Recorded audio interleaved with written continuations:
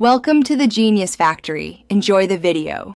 You start by confirming Mule 4 Runtime and Anypoint Studio are ready. These tools run the policy. Next, register your client application and securely note the client ID and client secret because the policy uses them to validate tokens.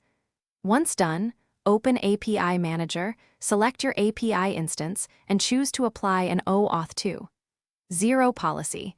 This begins the enforcement pipeline. Make sure to pick the correct grant types up front so the subsequent configuration matches how clients will request access.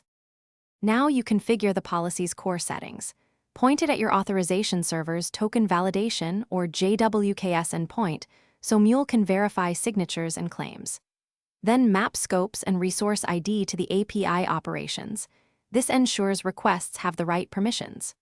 Also set the accepted grant types, authorization code, client credentials, or others, and decide where to read tokens, such as the authorization header or a query parameter. These choices determine how Mule enforces security at runtime.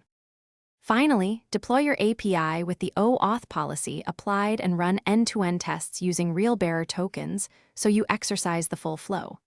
If something fails, enable debug logging and inspect token claims, scopes, and the policy audit trail to see why requests were denied.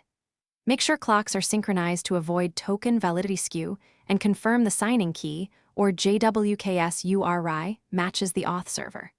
If scopes are missing, adjust client authorization or the policy's required scope list. Thanks for watching. If you found this helpful, don't forget to like and subscribe.